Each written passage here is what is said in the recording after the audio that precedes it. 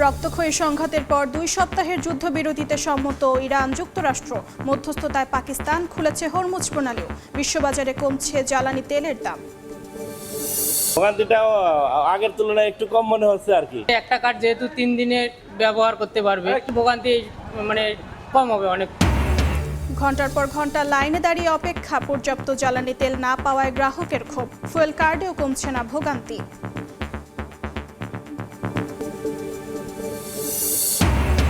সারা দেশে হাম আতঙ্ক, হাসপাতালে বাড়ছে রোগীর চাপ, প্রতিদিনই ঘটছে প্রাণহানি, উৎকণ্ঠায় অভিভাবক।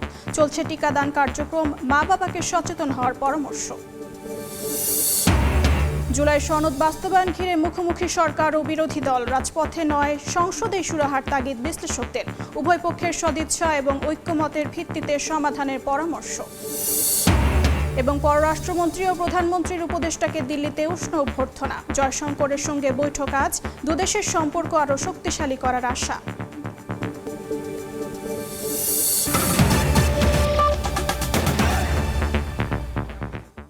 সময় সংবাদের সঙ্গে আছি আমি অর্চিতা শেহসিন। 2 সপ্তাহের জন্য যুদ্ধবিরতিতে সম্মত হয়েছে ইরান ও যুক্তরাষ্ট্র। পাকিস্তানের অনুরোধেই এই সিদ্ধান্ত নেওয়া হয়েছে বলে জানান মার্কিন প্রেসিডেন্ট ডোনাল্ড ট্রাম্প ও ইরানের পররাষ্ট্রমন্ত্রী আব্বাস আরাকচি। নির্দিষ্ট শর্ত মেনে হরমুজ প্রণালী ব্যবহারের অনুমতিও দিয়েছে তেহরান। যুদ্ধবিরতিতে রাজি ইসরায়েলও। যুদ্ধবিরতি ঘোষণার পরপরই বিশ্ববাজারে কমতে শুরু করেছে জ্বালানি তেলের দাম। মার্কিন প্রেসিডেন্ট ডোনাল্ড ট্রাম্পের পারস্য সভ্যতা ধ্বংসের হুমকি ইরান যুক্তরাষ্ট্র সংঘাত নিরসনের আশা একেবারেই ক্ষীণ করে দেয়। তবে এমন ঘোষণার কয়েক ঘন্টা পরেই নিজের এই সিদ্ধান্ত থেকে সরে আসেন মার্কিন প্রেসিডেন্ট। ইরানের সঙ্গে 2 সপ্তাহের যুদ্ধবিরতির ঘোষণা দেন তিনি। পাকিস্তানের প্রধানমন্ত্রী শাহবাজ শরীফ ও ফিল্ড মার্শাল আসিম মনিরের অনুরোধ ও ইরানের পক্ষ থেকে পাওয়া 10 দফার একটি প্রস্তাবের ভিত্তিতে হামলা স্থগিত করা হয়েছে বলে জানান ট্রাম্প। এই যুদ্ধবিরতিতে সম্মতি জানিয়েছে ইরানও। পররাষ্ট্রমন্ত্রী আব্বাস আরাকচি জানান, 2 সপ্তাহের এই যুদ্ধবিরতিতে ইরানের সামরিক বাহিনীর সঙ্গে সমন্বয় করে এই প্রণালীতে জাহাজ চলাচল করতে পারবে। হামলা বন্ধে রাজি ইসরায়েলও। যুক্তরাষ্ট্রের স্থানীয় সময় রাত 8টায় ইরানে ভয়াবহ হামলার হুঁশিয়ারি দেন ট্রাম্প। আলটিমেটাম শেষ হওয়ার মাত্র কয়েক ঘন্টা আগে পাকিস্তানের স্থানীয় সময় মধ্যরাত 3টায় ইরান ও যুক্তরাষ্ট্রকে 2 সপ্তাহের যুদ্ধবিরতির আহ্বান জানান পাকিস্তানের প্রধানমন্ত্রী। পরে তিনি মধ্যপ্রাচ্যের বিভিন্ন দেশের কূটনীতিকদের সঙ্গেও ফোনালাপ করেন। এর আগে ট্রাম্পের সভ্যতা ধ্বংসের হুমকির জেরে যুক্তরাষ্ট্রকে কড়া হুঁশিয়ারি দেয় ইরানের বিপ্লবী গার্ড বাহিনী। আইআরজিসির মুখপাত্র সাফ জানিয়ে দেন, চূড়ান্ত সীমা অতিক্রম করলেই যুক্তরাষ্ট্র ও তার মিত্রদের জ্বালানি উৎস বিচ্ছিন্ন করা হবে। এর আগে স্থানীয় সময় মঙ্গলবার ইসরায়েল সহ মধ্যপ্রাচ্যের বিভিন্ন দেশে মিসাইল হামলা চালিয়েছে ইরান। সৌদি আরবের জুবাইলে অবস্থিত একটি পেট্রোকেমিক্যাল কমপ্লেক্সে আঘাত করেছে ইরান। একই সঙ্গে ইরানের ইসলামী বিপ্লবী গার্ডস জানিয়েছে, তাদের বাহিনী ইসরায়েলের ডিমোনা শহরের বিদ্যুৎ কেন্দ্র ও জ্বালানি ডিপোতে হামলা চালিয়েছে। সংযুক্ত আরব আমিরাত, কুয়েত, বাহরাইন, ইরাকেও মার্কিন সামরিক লক্ষ্যবস্তুতে হামলা হয়েছে। অন্যদিকে ইরান জুড়েও ইসরায়েল যুক্তরাষ্ট্রের তাণ্ডব অব্যাহত ছিল। ইরানের রাষ্ট্রীয় গণমাধ্যম জানিয়েছে, দেশটির বৃহত্তম অ্যালুমিনিয়াম উৎপাদন কেন্দ্র ও প্রধান পেট্রোকেমিক্যাল কমপ্লেক্সে বিমান হামলা চালানো হয়েছে। খুজেস্তান প্রদেশের মাহাশাহর শহরের ফজর পেট্রোকেমিক্যাল কমপ্লেক্সে হামলার লক্ষ্য ছিল আমির কবির পেট্রোকেমিক্যাল কোম্পানির একটি স্থাপনা। একই সঙ্গে খার্ক দ্বীপেও হামলার দাবি করে যুক্তরাষ্ট্র, যদিও এই হামলায় কোনো ক্ষতি হয়নি বলে জানিয়েছে ইরান। মালিহা সুহরওয়ার্দী, সময় সংবাদ। ঘন্টার পর ঘন্টা লাইনে দাঁড়িয়েও পর্যাপ্ত জ্বালানি তেল না পাওয়ার অভিযোগ গ্রাহকদের। এদিকে ফুয়েল কার্ডেও কমছে না ভোগান্তি। এই মুহূর্তে রাজধানীর পরিবাগে আছেন সহকর্মী ফরহাদুর রহমান এবং ঠাকুরগাঁওয়ে আছেন জিয়াউর রহমান বকুল। সরাসরি প্রথমে যাচ্ছি ফরহাদের কাছে। জ্বালানি তেল সংগ্রহের জন্য মানুষজনের অপেক্ষা, ভোগান্তি দিন দিন তীব্র হচ্ছে, যেটির প্রমাণ আসলে আমার পেছনের লম্বা লাইন। এই মুহূর্তে আছে পরিবাগের যে মেঘনা মডেল সার্ভিস সেন্টার, যে ফিলিং স্টেশন, সেখান থেকে অকটেন, ডিজেল, পেট্রোল সরবরাহ করা হয়। এবং আমরা যদি দেখতে পাচ্ছি এখানে অকটেনের জন্য বিশেষত প্রাইভেট কার, মোটরসাইকেল চালকদের যে ভিড়, অর্থাৎ অপেক্ষা, আমরা তাদের সাথে কথা বলেছি। কোনো গাড়ির চালক বলছেন তারা সেই রাত 3টা, সাড়ে 3টার দিকে অপেক্ষা শুরু করেছেন। এবং মোটরসাইকেল চালকদের অনেকেই বলছেন সকাল 6টা, 5টা, সাড়ে 5টা থেকে অপেক্ষা করছেন। এবং এই পরিবার থেকে, অর্থাৎ শাহবাগের ইন্টারকন্টিনেন্টালের এই মোড় থেকে এই যে সিরিয়াল, গাড়ির অপেক্ষার সিরিয়াল, সেটি চলে গেছে একেবারে। মোটরসাইকেল চালকরা বলছেন সেটি চলে গেছে, কাঁটাবন পার হয়ে গেছে, সেটি একবার এলিফ্যান্ট রোড পার হয়ে গেছে। এবং মোটরসাইকেলের পাশাপাশি প্রাইভেট কারের যে সিরিয়াল, সেটি কিন্তু ঘুরে আবার পিজি হসপিটাল হয়ে ঘুরে, কাটাবন মোড় হয়ে ঘুরে, আবারও পরিবাগ হয়ে এই পুরো জায়গাটা কিন্তু এখন একটা ব্যারিকেডের মতন। অর্থাৎ এই অপেক্ষা কিন্তু সময় যত যাচ্ছে মানুষজনের ভোগান্তি অপেক্ষা ততই কিন্তু বাড়ছে। এবং তারা আসলে মূলত যে অভিযোগটি করছেন, যদি রাজধানীর অধিকাংশ পাম্প খোলা থাকতো তাহলে একটি জায়গায় আসলে এত বেশি প্রেশার পড়তো না। এবং বাইক রাইড শেয়ারিং যারা করেন তারাও বলছেন যে এই যে অপেক্ষা ভোগান্তি তাদের উপর তারা অর্থনৈতিক চাপ তৈরি করছে। তো এই ছিল রাজধানীর অবস্থা। আমরা একটু যেতে চাই রাজধানীর বাইরে, সেখানেও জ্বালানি তেলের জন্য তীব্র সংকট দেখা দিয়েছে এবং অপেক্ষা করছে সাধারণ মানুষ। ঠাকুরগাঁয়ে যাব, সেখানে আছেন সহকর্মী জিয়াউর রহমান বকুল। সামনে নিশ্চয়ই দেখছেন যে আমার পেছনে দীর্ঘ যে লাইন, সেই লাইন কিন্তু দীর্ঘ হচ্ছে যত সময় যাচ্ছে, এবং মানুষের যে ভোগান্তি, সেই ভোগান্তি এখনও কিন্তু কমেনি। তেলের যে সংকট, সেই সংকট কিন্তু এখন রয়ে গেছে। জেলা প্রশাসনের পক্ষ থেকে ফুয়েল কার্ড করা হয়েছে। এই ফুয়েল কার্ডের মাধ্যমে তেল তারা হচ্ছে ক্রয় করতে পারবে। সে কারণেই যারা যানবাহন চালকরা আছে, প্রাইভেট কার যারা চালকরা রয়েছে, মোটরসাইকেল চালকরা রয়েছে, তারা কিন্তু এই কার্ড নিয়ে এই তেল ক্রয় করতে এসেছেন। তারপরেও দীর্ঘ যে লাইন, দীর্ঘ যে ভোগান্তি, সেই ভোগান্তির প্রহর গুনছেন যারা যানবাহন চালকরা রয়েছে তারা। এবং এই দীর্ঘ প্রহর গোনার পরে কাঙ্ক্ষিত যেই ফুয়েল অর্থাৎ পেট্রোল অকটেন, এই তেল পাওয়ার পরে যে মানুষের যেই স্বস্তি, সেই স্বস্তিটা কিছুটা মিললেও যে দীর্ঘ সময়ের যে ভোগান্তি, সেই ভোগান্তির কথা কিন্তু বলছেন আমাদেরকে। আমরা দেখেছি যে ঠাকুরগাঁ জেলা শহরের যেই কয়েকটি ফিলিং স্টেশন রয়েছে, প্রত্যেকটি ফিলিং স্টেশনের চিত্র কিন্তু একই রকম, দীর্ঘ অপেক্ষা। এবং যানবাহন চালকরা যারা রয়েছে তারা 8 ঘন্টা, 10 ঘন্টা, 12 ঘন্টা অপেক্ষার পর তারা যেই কার্ডের যেই তেল, সেই তেল কিন্তু তারা সংগ্রহ করছেন। অর্থাৎ জেলা প্রশাসনের পক্ষ থেকে যেই কার্ড অনুযায়ী তেল নেয়ার বিষয় রয়েছে, অর্থাৎ ফিলিং স্টেশন থেকে প্রথম ধাপে অর্থাৎ 3 ধাপে তারা তেল সংগ্রহ করতে পারবে। প্রথম ধাপে 5 লিটার তেল পাবে 3 দিনের জন্য, এবং 7 লিটার তেল পাবে 10 দিনের জন্য, 12 দিনের জন্য 15 লিটার তেল পাবে। এভাবে পর্যায়ক্রমে কিন্তু তেল সংগ্রহ করছে যারা যানবাহন চালকরা রয়েছে তারা। পাশাপাশি আমরা এটিও দেখেছি যে দীর্ঘ সময় ধরে যে অপেক্ষা, সেই অপেক্ষার জন্যই কিন্তু মানুষের যে ভোগান্তি, সেই ভোগান্তির চিত্র কিন্তু লক্ষ্য করা যাচ্ছে। তো এখনো পর্যন্ত তেলের যে সংকট, সেই সংকট কিন্তু কাটেনি। এটি কিন্তু ভোগান্তিতে পড়ছে যানবাহন চালকরা, সেই অপেক্ষা করেই তারা তেল সংগ্রহ করছে। তো এই ছিল ঠাকুরগাঁ থেকে তেলের সর্বশেষ পরিস্থিতি।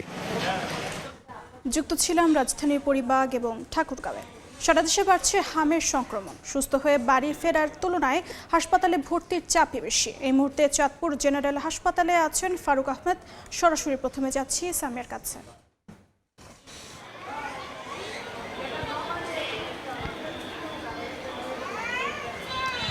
আর সারা দেশে অতি ঝুঁকিপূর্ণ যে 30টি উপজেলাকে হামের প্রকোপ হিসেবে ঘোষণা করা হয়েছে, তার মধ্যে কিন্তু চাঁদপুরে 2টি উপজেলা আছে, বিশেষ করে চাঁদপুর সদর এবং হাইমচর।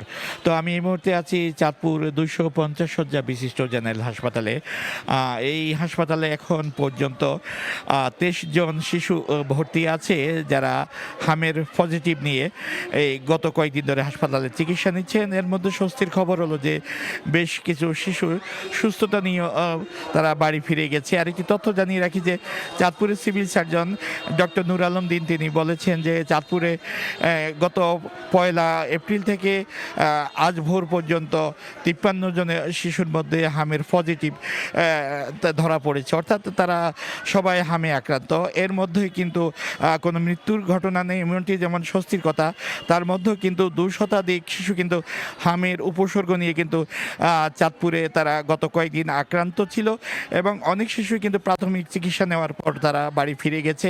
আর একটি তথ্য জানিয়ে রাখি যে চাঁদপুরে কিন্তু প্রায় 73,000 শিশু, বিশেষ করে চাঁদপুর সদর এবং হাইমচর উপজেলা 73,000 শিশুকে যারা 6 মাস থেকে 59 মাস পর্যন্ত যাদের বয়স, সেই শিশুদের হামের টিকা দেওয়া হচ্ছে, এবং সেই হামের টিকা কিন্তু প্রতিদিনই বিভিন্ন কেন্দ্রের মাধ্যমে দেওয়া হচ্ছে। যদিও এইসব শিশুকে এর আগেও হামের টিকা দেওয়া হয়েছিল, তবে এখন যেই বিষয়টি হলো সেটি হলো যে এই যে চাঁদপুর যে জেনারেল হাসপাতালটি আছে সেই হাসপাতালে আমরা যদি বলি যে সাধারণ ওয়ার্ড আছে শিশুদের ওয়ার্ড, সেখানে তো অন্যান্য শিশুরা ভর্তি আছে জ্বর সর্দি কাশি পেটের পীড়া সহ, কিন্তু হামের জন্য এখানে আলাদা একটা ওয়ার্ড এবং সেই ওয়ার্ডে কিন্তু সেখানে শিশুরা কিন্তু চিকিৎসা নিচ্ছে এবং সেই আলাদা ওয়ার্ডটিতে আমরা যদি দেখি যে সেখানে যে শিশুরা আছে আসলে শিশুদের স্বজনরাও আছে তারা অনেকটা উদ্বিগ্ন, এই কারণে যে শিশুরা কিন্তু এতে বেশ কষ্টই পাচ্ছে। এই কষ্টের কারণে কিন্তু স্বজনরা কিন্তু অনেকটা উদ্বেগ উৎকণ্ঠার মধ্যে আছে। এর মধ্যে কিন্তু চট্টগ্রাম বিভাগের স্বাস্থ্য বিভাগের যিনি পরিচালক আছে ডাক্তার ফজলে রাব্বি, তিনি কিন্তু চাঁদপুরের বিভিন্ন এলাকা পরিদর্শন করেছেন, বিশেষ করে চাঁদপুর সদর এবং হাইমচর। তো আমার কাছে এ ছিল চাঁদপুরে হামে আক্রান্ত শিশুদের চিকিৎসা নিয়ে সবশেষ তথ্য। চাঁদপুর থেকে যুক্ত ছিলেন ফারুক আহমেদ। জুলাই জাতীয় সনদ বাস্তবায়ন ঘিরে উত্তপ্ত রাজনীতির মাঠ। সংবিধান সংস্কার পরিষদের অধিবেশন বনাম বিএনপির বিশেষ কমিটির প্রস্তাব, এই দ্বন্দ্বে রাজপথ থেকে সংসদ সবখানেই এখন অস্বস্তির ছায়া। উভয় পক্ষের রাজনৈতিক সদিচ্ছা থাকলে এই সংকটের উত্তরণ সম্ভব বলে মনে করেন বিশ্লেষকরা। বিরোধীদের রাজপথের পরিবর্তে সংসদে নিষ্পত্তির চেষ্টা এবং সরকারকে জনপ্রত্যাশা পূরণে জোর দেওয়ার তাগিদ তাদের। হাসান ওয়ালির প্রতিবেদন। এখন জুলাই জাতীয় সনদ 2025-এ স্বাক্ষর করছেন জাতীয় ঐক্যমত্য কমিশনের মাননীয় সভাপতি প্রফেসর ডক্টর মোহাম্মদ ইউনূস। রাজপথ থেকে সংসদ ভবন সবখানে এখন আলোচনার তুঙ্গে জুলাই সনদ। ঐক্যমত্য কমিশনের দীর্ঘ বৈঠক, বর্ণাঢ্য আয়োজনে, স্বাক্ষর অনুষ্ঠান কিংবা সবশেষ গণভোট। জুলাই সনদ ঘিরে চলা এই কর্মযজ্ঞের কোনোটি যেন সমাধান দিতে পারছে না চলমান রাজনৈতিক বিতর্কের। ত্রয়োদশ জাতীয় সংসদের প্রথম অধিবেশন থেকেই আলোচনার কেন্দ্রবিন্দুতেই সংস্কার মালা। এর বাস্তবায়নে ইতিমধ্যে সংস্কার পরিষদের সদস্য হিসেবে শপথ নিয়েছেন জামায়াত ও এনসিপি সহ অন্যান্য বিরোধী দল। তবে এই প্রক্রিয়াকে অসাংবিধানিক দাবি করে শপথ নেয়নি ক্ষমতাসীন বিএনপি। তারা সংস্কার পরিষদের পরিবর্তে একটি বিশেষ কমিটি গঠনের মাধ্যমে এর সুরাহা করতে চায়। তবে বিএনপির এই প্রস্তাবে সায় দেয়নি বিরোধীরা। বিতর্কের এই উত্তাপ সংসদ ছাড়িয়ে এখন রাজপথে। কর্মসূচিতে উত্তপ্ত হচ্ছে রাজনীতির মাঠ। জুলাই সনদে অন্তর্ভুক্ত রাষ্ট্রীয় কাঠামোর 84টি সংস্কার প্রস্তাবের অনেকগুলোতেই বিএনপি সহ কয়েকটি দলের নোট অফ ডিসেন্ট বা ভিন্ন মত রয়েছে। প্রশ্ন উঠছে, কোন প্রক্রিয়ায় মিলবে এই জটিল সংকটের সমাধান? বিএনপি আসলে এই কাজটা কিভাবে করতে চায়? পারস্পরিক দোষারোপ নয়, জুলাই সনদের টেকসই বাস্তবায়নে ঐকমত্যের ভিত্তিতে রাজনৈতিক সমাধানে পৌঁছানোর উপর জোর দিচ্ছেন এই বিশ্লেষক। প্রশ্নটা হচ্ছে আপনি সমাধানে আসতে চান কিনা, এবং এই সমাধানটা at the end of the day এটা একটা রাজনৈতিক সমাধান হওয়া লাগবে। আমি যদি সিম্পল সংশোধনই করি, পরিশোধ করে তাকে গাঠনিক ক্ষমতা না দিই, তাহলে এই যে ভালনারেবিলিটিটা থাকছে, সেখানে এই ভালনারেবিলিটিটাকে আপনি অ্যাড্রেস করবেন কীভাবে? বিএনপির কাছ থেকে এটার কোনো উত্তর আসছে না। আপনি যদি এটা বাস্তবায়ন করেন, বেসিক্যালি বাংলাদেশে রিফর্মের সবচেয়ে গুরুত্বপূর্ণ অ্যাক্টর ঐতিহাসিকভাবে বিএনপি। সো এই যে আপনার যে আইডেন্টিটিটা তৈরি হবে, সেইটা এমব্রেস করাটা আপনার জন্য কি বেশি লাভজনক না? উভয় পক্ষের রাজনৈতিক সদিচ্ছা থাকলে এই সংকটের উত্তরণ সম্ভব বলে মনে করেন এই শিক্ষাবিদ। বিরোধীদের রাজপথের পরিবর্তে সংসদে নিষ্পত্তির চেষ্টা এবং সরকারকে জনপ্রত্যাশা পূরণে জোর দেওয়ার পরামর্শ তার। সরকার এবং বিরোধী দলের মধ্যে যদি একটা রাজনৈতিক সদিচ্ছা তাদের মধ্যে তৈরি হয় যে তারা এই বিষয়গুলো পরিবর্তন করবেন, তাহলে এই সংবিধান সংস্কার কমিশন পরিষদ ছাড়াও এটি করা সম্ভব। তারা 2/3 মেজরিটি তাদের আছে, ম্যান্ডেট তাদের দিয়েছেন, কিন্তু সেই ম্যান্ডেটের চেয়েও তারা বিবেচনা করবেন যে জনপ্রত্যাশাটা কি, জনগণের কল্যাণের জন্য কি সেটা। আর অন্যদিকে বিরোধী দলের কাছে আমাদের একটা প্রত্যাশা থাকবে যে রাজনৈতিক কর্মসূচি তারা পালন করবেন মাঠে, কিন্তু তার আগে সেটি সংসদে নিষ্পত্তি করার জন্য তাদের পক্ষ থেকেও সর্বাত্মক চেষ্টাটা থাকতে হবে। সংস্কারের 84 দফা নিয়ে শুরু হয় রশি টানাটানি শেষ পর্যন্ত কোন পথে মোড় নেয় তা নির্ধারণ করবে জনগণের নির্বাচিত প্রতিনিধিরাই। জনভোগান্তি তৈরি না করে সমাধানে যাওয়ার তাগিদ বিশ্লেষকদের। হাসান ওয়ালি, সময় সংবাদ, ঢাকা। সংসদে প্রতিদিন পাশ হচ্ছে অন্তর্বর্তী সরকারের জারি করা অধ্যাদেশ। আজও 2 বেলা বসবে অধিবেশন। এই মুহূর্তে সংসদ ভবন এলাকায় আছেন রিপোর্টার হাসান ওয়ালি, সরাসরি যাচ্ছি তার কাছে। অন্তর্বর্তী সরকারের জারি করা 133 অধ্যাদেশের ভাগ্য নির্ধারণ চলছে গত কয়েকদিন। আজকেও সেই বিষয়গুলো নিয়েই কিন্তু আসলে আলোচনা হবে। বেশ কয়েকটি বিল আকারে আজকে উত্থাপিত হবে সংসদে। একটু পরে 10:30 নাগাদ শুরু হবে আনুষ্ঠানিকভাবে আজকের অধিবেশন, এবং এটি কিন্তু আজকের 2 সেশন, অর্থাৎ বিকেলেও আরেকটি সেশন রয়েছে। এর মধ্যে কিন্তু আমরা দেখছি সংসদ সদস্যরা আসতে শুরু করেছেন। সকালে এর আগে অনেকেই প্রবেশ করেছেন। গত 2 দিন যাবৎ সকাল বিকেল 2 সেশনে মূলত সংসদ অধিবেশন সেটি চলছে। আমরা জানি যে 12 তারিখের মধ্যে আসলে এই 133 অধ্যাদেশের ব্যাপারে সিদ্ধান্ত নিতে হবে সংসদে, না হলে আসলে অটোমেটিক্যালি এই যেগুলো আসলে উত্থাপিত হবে না সেগুলো ল্যাপস বা বাতিল হয়ে যাবে, যার ফলে কিন্তু সেই বাধ্যবাধকতা রয়েছে।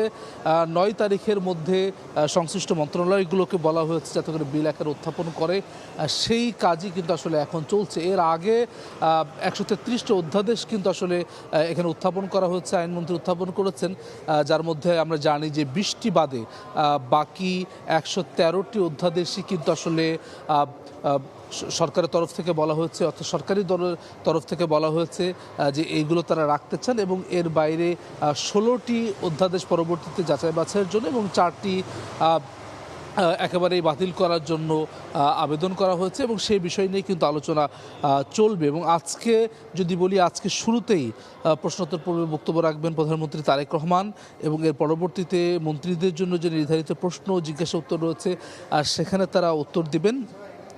71 বিধিতে মনোযোগ আকর্ষণে বেশ কিছু জনগুরুত্বপূর্ণ বিষয়ে প্রশ্ন করবেন, সংসদ সদস্যরা উত্তর দেবেন, এবং এরই পরেই কিন্তু আসলে যেই আইন প্রণয়নের যে ধারাবাহিকতা সেগুলো কিন্তু আসলে থাকবে। এবং যেটি এর আগে বলা হয়েছে যে যেহেতু একেবারেই সময় সংক্ষেপ রয়েছে, যার ফলে কিন্তু আগামীকাল বৃহস্পতিবারও 2 সেশনে সংসদ অধিবেশন চলবে, প্রয়োজন হলে শুক্রবারও সংসদ অধিবেশন বসতে পারে, এমন তথ্য কিন্তু আমাদের কাছে রয়েছে। সব মিলে কিন্তু যেহেতু 12 তারিখ পর্যন্ত মধ্যে বাধ্যবাধকতা রয়েছে, যার ফলে কিন্তু আসলে এই 2 সেশনে সংসদ অধিবেশন বসছে। সংসদ ভবন এলাকায় যুক্ত ছিলেন হাসান ওয়ালি। পররাষ্ট্রমন্ত্রী ডক্টর খলিলুর রহমান এবং প্রধানমন্ত্রীর পররাষ্ট্র বিষয়ক উপদেষ্টা হুমায়ুন কবিরকে নয়াদিল্লিতে উষ্ণ অভ্যর্থনা জানানো হয়েছে। এই শুভেচ্ছা সফর 2 দেশের অংশীদারিত্বকে আরও শক্তিশালী করবে বলে জানিয়েছে দেশটির পররাষ্ট্র মন্ত্রণালয়। স্থানীয় সময় মঙ্গলবার বিকেলে নয়াদিল্লিতে পৌঁছান খলিলুর রহমান এবং হুমায়ুন কবির। ভারতের পররাষ্ট্র মন্ত্রণালয় থেকে পোস্ট করা এক বার্তায় বলা হয়েছে, ঢাকা দিল্লি ঐতিহাসিক ও উষ্ণ সম্পর্কের বন্ধনে আবদ্ধ, যা জনগণের সঙ্গে জনগণের দৃঢ় সংযোগের উপর ভিত্তি করে গড়ে উঠেছে। এর আগে ঢাকায় পররাষ্ট্র মন্ত্রণালয় থেকে জানানো হয়, 2 দিনের এ সফরে ভারতের নিরাপত্তা উপদেষ্টা অজিত দোভাল, পররাষ্ট্রমন্ত্রী এস জয়শঙ্কর এবং পেট্রোলিয়াম ও প্রাকৃতিক গ্যাস বিষয়ক মন্ত্রীর সঙ্গে সৌজন্য সাক্ষাৎ করবেন পররাষ্ট্রমন্ত্রী। সময় সংবাদে আরও থাকছে।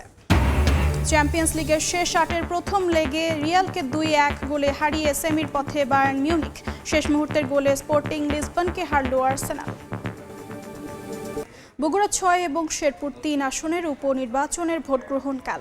এই মুহূর্তে বগুড়া সেন্ট্রাল হাই স্কুলে মাঠে আছেন রিপোর্টার আব্দুল আওয়াল এবং শেরপুরের ঝিনাইগাতিতে আছেন শহীদুল ইসলাম হীরা। প্রথমে সরাসরি যাচ্ছি আওয়ালের কাছে। আসনের উপনির্বাচন শুরু হবে, এবং উপনির্বাচনে যে বগুড়া সদর উপজেলা নিয়ে গঠিত যে আসন, প্রধানমন্ত্রী তারেক রহমান ছেড়ে দেওয়ার পরে কিন্তু এখানে উপনির্বাচন অনুষ্ঠিত হতে যাচ্ছে, এবং এই উপনির্বাচনে কিন্তু বিএনপি এবং জামাত সহ কিন্তু মোট 3 জন প্রার্থী এখানে প্রতিদ্বন্দ্বিতা করছেন। তবে মূল প্রতিদ্বন্দ্বিতা হতে যাচ্ছে কিন্তু বিএনপি এবং জামাত ইসলামের যিনি প্রার্থী রয়েছেন তাদের মধ্যেই। এবং এই যে উপনির্বাচন, এখানে মোট 150টি কেন্দ্রে কিন্তু ভোটাররা তাদের ভোটাধিকার প্রয়োগ করবে। এছাড়া পোস্টাল ব্যালটে যারা প্রবাসী আছেন তারা কিন্তু তাদের ভোটাধিকার প্রয়োগ করবেন, এবং ইতিমধ্যেই ভোট কেন্দ্রে যে সরঞ্জামাদি রয়েছে, ব্যালট পেপার এবং যে ব্যালট বক্স সহ 25 রকমের যে সরঞ্জামাদি, সেই সরঞ্জামাদি নেওয়ার জন্য কিন্তু প্রিজাইডিং অফিসার, তাদের যেই আইন শৃঙ্খলা রক্ষাকারী বাহিনীর সদস্যরা রয়েছেন এবং ভোট সংশ্লিষ্ট যারা কর্মকর্তা কর্মচারী রয়েছেন তাদেরকে নিয়ে কিন্তু এই বগুড়া শহরের সেন্ট্রাল স্কুল মাঠে আসতে শুরু করেছেন। এখান থেকে কিন্তু আসলে নির্বাচনের যে সরঞ্জামাদি সেগুলো বিতরণ হবে। এর পরপরই কিন্তু আসলে প্রিজাইডিং অফিসারের নেতৃত্বে কিন্তু আসলে ভোট কেন্দ্রে সেই যে ভোটের সরঞ্জামাদিগুলো রয়েছে রয়েছে সেগুলো কিন্তু পৌঁছে যাবে এবং ইতিমধ্যেই আইন শৃঙ্খলা রক্ষাকারী বাহিনী পুরো যেই বগুড়া সদর এলাকা রয়েছে সেখানে তাদের যেই টহল কার্যক্রম সহ নিরাপত্তা কার্যক্রম এগুলো কিন্তু শুরু করেছেন এবং আগামীকালের যেই নির্বাচন সেটি কিন্তু সুষ্ঠু এবং সুন্দর করতে কিন্তু সব ধরনের প্রস্তুতি নির্বাচন কমিশন থেকে ইতিমধ্যে সম্পন্ন করা হয়েছে এবং এই যে বগুড়া 6 সদর আসনে যে উপনির্বাচনটি হতে যাচ্ছে এই যে বগুড়া সদর উপজেলা এখানে কিন্তু 11টি ইউনিয়ন এবং 21টি পৌরসভার কিন্তু 21টি ওয়ার্ডের যারা ভোটার আছে তারা কিন্তু তাদের ভোটাধিকার এখানে প্রয়োগ করবেন। 4,54,000-এরও বেশি ভোটার কিন্তু রয়েছে এই বগুড়া 6 সদর আসনে এবং এই যেই দীর্ঘ সময় ধরে আসলে বিএনপি জামাত সহ যেই 3 জন প্রার্থী রয়েছেন তাদের যে নির্বাচনী প্রচারণা চালিয়েছেন সেখানে কিন্তু আসলে ছোটোখাটো অভিযোগ পাল্টা অভিযোগ ছাড়া বড় ধরনের কোনো ধরনের আসলে নির্বাচনী যে আচরণবিধি লঙ্ঘন বা সংঘর্ষ এই ধরনের কোনো খবর কিন্তু পাওয়া যায়নি এবং সহজ করে বলতে গেলে কিন্তু এখন পর্যন্ত নির্বাচনী যে পরিবেশ সেটি কিন্তু একেবারে সুষ্ঠু এবং সুন্দর রয়েছে এবং আগামীকালে যেই নির্বাচনী যেই মাঠ সেখানে কিন্তু ভোটারদের যে অংশগ্রহণ সেই অংশগ্রহণকেই সবচেয়ে বড় চ্যালেঞ্জ হিসেবে এখানে প্রার্থীরা মনে করছেন। তো বগুড়া 6 সদর আসনে যে উপনির্বাচন এই উপনির্বাচন নিয়ে এখন পর্যন্ত আমার কাছে ছিল সর্বশেষ। শেরপুরে উপনির্বাচনের খবর জানবো শহীদুল ইসলাম হীরার কাছে। রাত পোহালেই শেরপুর 3 আসনের জাতীয় নির্বাচন অনুষ্ঠিত হবে। এই নির্বাচনকে ঘিরে নির্বাচন কমিশন সমস্ত প্রস্তুতি সম্পন্ন করেছে। আমি রিটার্নিং কর্মকর্তার সাথে কথা বলেছি, তিনি আমাকে জানিয়েছেন এই নির্বাচনকে ঘিরে নিশ্চিদ্র নিরাপত্তা ব্যবস্থা তারা করেছেন। আমি পুলিশের ঊর্ধ্বতন কর্মকর্তাদের সাথে কথা বলেছি, পুলিশ আমাকে জানিয়েছেন প্রতিটি কেন্দ্রে 6 জন করে পুলিশ সদস্য এবং 12 জন করে আনসার সদস্য থাকবেন। এর পাশাপাশি 31টি মোবাইল টিম থাকবে পুলিশের। এই মোবাইল টিমে সারাদিন তারা বিভিন্ন এলাকায় ঘুরে বেড়াবেন এবং তারা নিরাপত্তা নিশ্চিত করবেন। আমি র্যাবের কর্মকর্তাদের সাথে কথা বলেছি, র্যাব আমাকে জানিয়েছেন র্যাবের 10টি টিম ভ্রাম্যমাণ হিসাবে কাজ করবেন এবং 4টি টিম রিজার্ভ থাকবেন। 10টি টিমের মধ্যে একটি টিম কিন্তু আসলে বোম ডিসপোজাল ইউনিট হিসাবে কাজ করবেন। শেরপুরের রিটার্নিং কর্মকর্তা আমাকে জানিয়েছেন এই নির্বাচনকে তদারকি করার জন্য 14 জন নির্বাহী ম্যাজিস্ট্রেট সারাদিন মাঠে কাজ করবেন। শুধু তাই নয়, নির্বাচন কমিশন থেকে 18 জন পর্যবেক্ষক কিন্তু আসলে শেরপুরের এই নির্বাচনকে পর্যবেক্ষণ করবেন। তো আমরা জেনেছি নির্বাচন রিটার্নিং কর্মকর্তার কাছে আমরা জানতে পেরেছি শেরপুরের 3 আসন শ্রীবর্দী এবং ঝিনাইগাতি মিলে 4,13,000 ভোটার তাদের ভোটাধিকার প্রয়োগ করবেন আগামীকাল। তো এই ছিল শেরপুর থেকে আমার কাছে সর্বশেষ তথ্য। যুক্ত ছিলাম শেরপুর এবং বগুড়ায়। ঢাকার সন্ত্রাসীদের হাতে পৌঁছে গেছে গুপ্ত অস্ত্র পেনগান। সম্প্রতি কোতোয়ালিতে যুবদল সদস্যকে গুলির ঘটনায় ব্যবহৃত হয় কলম আকৃতির বিশেষ পিস্তল। এর সঙ্গে জড়িত সোহেল ওরফে কাল্লু সহ 2 জনকে গ্রেফতারের পর উদ্ধার হয়েছে অস্ত্রটি। কিভাবে অস্ত্রটি দেশে ঢুকলো এখন সে অনুসন্ধান করছেন গোয়েন্দারা। বিস্তারিত জানাচ্ছেন মাসুদুর রহমান।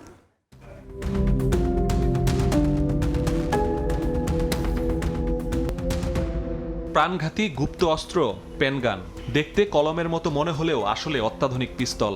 বিশেষ এই আগ্নেয়াস্ত্র পৌঁছে গেছে দেশের সন্ত্রাসীদের হাতে। ইউনিক এই পেনগানটি বাংলাদেশের রাজধানী ঢাকার কোতোয়ালি এলাকায় উদ্ধার করা হয়েছে।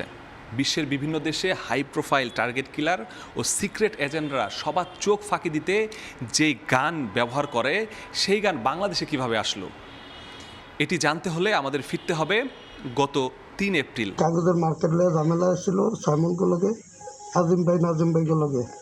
আমারে বলছিল, আমি বিপক্ষে ছিলাম, আমি আজিম ভাই নাজিম ভাই পক্ষে কথা বলছি দেখে মনে কাজটা করছে সাইমনে। শুটার সাইমনের পর ধরা পড়ে সোহেল ওরফে কাল্লু। আসামিসহ কোতোয়ালিতে অস্ত্র উদ্ধারে অভিযান নামে গোয়েন্দা পুলিশ। কাল্লুর বাসার টেবিলের ড্রয়ার থেকে বের করা হয় সিগারেটের প্যাকেট। পাওয়া যায় পলিথিনে মোড়ানো 5টি টুকরো। সেগুলো জোড়া লাগিয়ে তৈরি হয় পেনগান। অপরাধীরা এ ধরনের অস্ত্র ব্যবহারের ঘটনা ইতোপূর্বে তেমন সংগঠিত হয়নি এবং আমাদের কাছে এই ধরনের কোনো অভিযোগ বা মামলা আমরা ইতোপূর্বে পাইনি। এটার পিছনে আমাদের আগ্রহটা বেশি ছিল, যে এটার রুট কোথা থেকে এই অস্ত্রটা আসে সেটি খুঁজে বের করা আমাদের প্রয়োজন। ডিবি বলছে ৮০,০০০ টাকা দিয়ে পেনগানটি কেনে পেশাদার কিলার কাল্লু। আইন শৃঙ্খলা বাহিনীর চোখ ফাঁকি দিয়ে গুপ্ত অস্ত্রটি ব্যবহার করে নানা অপরাধে জড়িত সে। কোথা থেকে এই অস্ত্রটি সে সংগ্রহ করেছে, অথবা সে নিজে ক্রয় করে এই অস্ত্রটি এনেছে কিনা, অথবা কারো কাছ থেকে ধার করে এনেছে কিনা, সেই সমস্ত তথ্য আমরা বের করার চেষ্টা করব এবং বের করে এটার সাথে যারই সংশ্লিষ্টতা থাকুক তাকে আমরা আইনের আওতায় আনার বিষয়ে আমরা আন্তরিক রয়েছি। প্রতিবেশী দেশে তৈরি পেনগান বাংলাদেশে কিভাবে ঢুকলো সে অনুসন্ধানে নেমেছে গোয়েন্দা পুলিশ। মাসুদুর রহমান, সময় সংবাদ, ঢাকা। যুক্তরাষ্ট্রের নিউ ইয়র্কে সড়ক দুর্ঘটনায় বাবা ছেলে সহ ৩ বাংলাদেশি নিহত হয়েছেন। গুরুতর আহত অবস্থায় নিহতের বড় বোন ও তার 1 বছরের শিশুকন্যাকে আলবেনি হাসপাতালে ভর্তি করা হয়েছে। এ ঘটনায় জুলিয়া রিচি নামে এক নারীরও মৃত্যু হয়েছে। নিউ ইয়র্ক থেকে হাসানুজ্জামান সাকির রিপোর্ট। বাবা, মা, বোন ও ভাগ্নিসহ নিউ ইয়র্ক শহরের ব্রঙ্কসে বাস করতেন বাংলাদেশি তরুণ নাজমুল রুবেল। কিছুদিন আগে আলবানিতে বাড়ি ও রেস্তোরাঁ কিনেছিলেন, শুরু করেছিলেন নতুন জীবন। স্থানীয় সময় সোমবার নিজের বাড়ি ও ব্যবসা প্রতিষ্ঠান দেখাতে পরিবারের সবাইকে নিয়ে আলবানির উদ্দেশ্যে রওনা হন। পথে কলম্বিয়া কাউন্টির ক্লেভরেক এলাকায় ভয়াবহ দুর্ঘটনায় পড়ে তাদের প্রিয়াস গাড়িটি।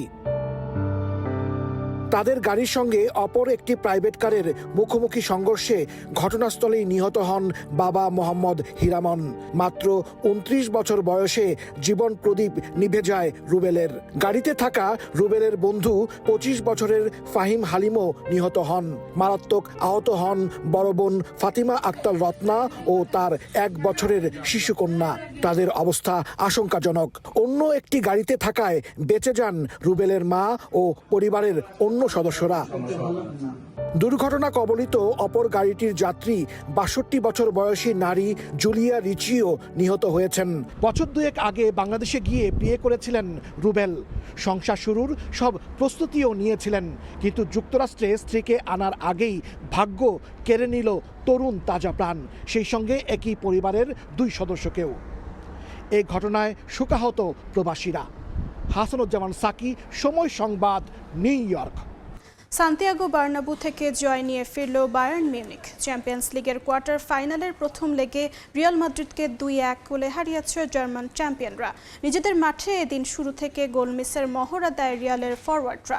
একের পর এক দারুণ সেভে নিজেদের জয় অক্ষত রাখে বায়ার্ন গোলরক্ষক ম্যানুয়েল নয়ার। প্রথমার্ধে ম্যাচের ডেডলক ভাঙেন লুইস দিয়াস। গানাব্রির পাস থেকে বাভারিয়ানদের লিড এনে দেন এই কলম্বিয়ান ফরওয়ার্ড। 1-0 গোলে পিছিয়ে থেকে বিরতিতে জয় রিয়াল। দ্বিতীয়ার্ধে শুরুতে আবারও বায়ার্নের লিড। মাইকেল ওলিসের অ্যাসিস্টে ব্যবধান 2-0 করেন জার্মান ক্লাবটির ইংলিশ স্ট্রাইকার হ্যারি কেইন। ম্যাচে ফিরতে একের পর এক আক্রমণ চালায় মাদ্রিদ, তবে লস ব্লাঙ্কাদের সব আক্রমণ একাই রুখে দেন নয়ার।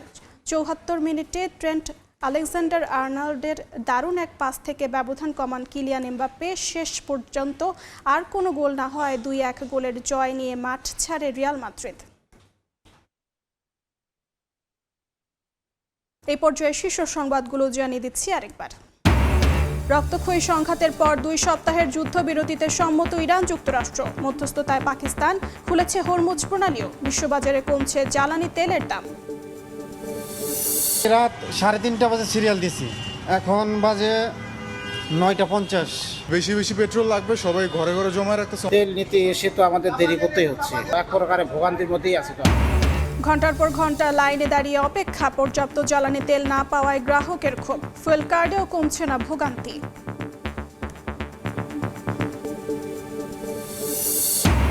সারা দেশে হাম আতঙ্ক, হাসপাতালে রোগীর চাপ। প্রতিদিনই ঘটছে প্রাণহানি, উৎকণ্ঠায় অভিভাবক। চলছে টিকাদান কার্যক্রম, মা বাবাকে সচেতন হওয়ার পরামর্শ।